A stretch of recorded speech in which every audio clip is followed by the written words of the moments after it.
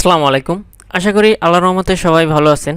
তো আমি হচ্ছে merchant centre, Google merchant centre বা গুগল শপিং ক্যাম্পেইন নিয়ে টোটাল একটা সিরিজ ভিডিও দিয়েছি। তো সিরিজ ভিডিওর মধ্যে আজকে যেই ভিডিওগুলো হয়েছে, আমি গত পর্বের যেই ভিডিও দুইটা দিয়েছি গুগল মার্চেন্ট সেন্টারে প্রোডাক্ট ডিসঅ্যাপ্রুভ নিয়ে, কীভাবে আমাদের প্রোডাক্টের প্রাইস বা প্রোডাক্টের ইমেজ লিঙ্ক, প্রোডাক্টের ডেসক্রিপশন, প্রত্যেকটা ইনফরমেশন যদি আমাদের ইনভ্যালিড হয়, গুগল মার্চেন্ট সেন্টারের নোটিফিকেশন বারে বা গুগল যেখানে আমাদের প্রোডাক্টটা ডিসঅ্যাপ্রুভ দেখাচ্ছে, আমি যদি এখান থেকে ওপেন করি, এই ইমেজটা ওপেন করি, তো এখান থেকে আমরা দেখতে পারবো যে আমাদের এই প্রোডাক্টটা ডিসঅ্যাপ্রুভড এবং ইনভ্যালিড। তো কী কী কারণে আমাদের প্রোডাক্টগুলো ডিসঅ্যাপ্রুভ হয়, ইনভ্যালিড হয়, আমরা যে শিটে যেই ইনফরমেশনগুলো অ্যাড করি বা আমরা প্রোডাক্ট আপলোড করার সময় যে ইনফরমেশনগুলো দিই, এই প্রত্যেকটা কারণে আমাদের প্রোডাক্টগুলো ডিসঅ্যাপ্রুভ বা ইনভ্যালিড হয়। তো এখান থেকে দেখুন এই প্রোডাক্ট এগুলো ডিসঅ্যাপ্রুভ বা ইনভ্যালিড হওয়ার কয়েকটা কারণ ছিল। একটা আমি দেখিয়েছি হচ্ছে ইমেজ লিঙ্কের কারণে, আরেকটা দেখিয়েছি হচ্ছে প্রাইসের কারণে। তো আজকে হচ্ছে আমি যেইটা দেখাবো, এইটা হচ্ছে একটা আরও একটি, মানে আমরা সবাই কিন্তু দেখতে পারো, কিন্তু কয়েকটা হয়তো কিছু মিস্টেকের কারণে আমরা এই প্রবলেমটা সলভ করতে পারি না।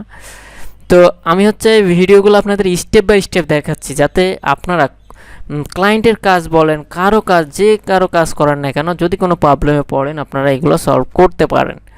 তো আমরা এই যেই টাইটেলটা দেখতে পাচ্ছি, এখানে রাইট বাটন ক্লিক করে আমরা এটা ওপেন করব। তো ওপেন করার পর আপনারা এই রকম, আমি এটা কেটে দিই, ওপেন করার পর আমরা এই রকম দেখতে পারবো, এই রকম দেখতে পারবো। তো এখান থেকে দেখুন আমার যেই প্রোডাক্টটা আমরা ডিসঅ্যাপ্রুভ, এটা কোন কারণে ডিসঅ্যাপ্রুভ হয়েছে। আমরা আগের ভিডিওগুলোতে দেখেছিলাম ইমেজের এখানে একটা রেডমার্ক ছিল বা প্রাইসের এখানে রেডমার্ক ছিল, কিন্তু এই ইমেজটাতে আমরা কোনো প্রবলেম খুঁজে পাচ্ছি না। কী কারণে যে আমাদের এই প্রবলেমটা হয়েছে, এখানে কিন্তু আমাদেরকে মার্চেন্ট সেন্টার কোনো রিকমেন্ডেড করে নাই যে তোমার এই প্রোডাক্টের এই প্রবলেমটা হয়েছে।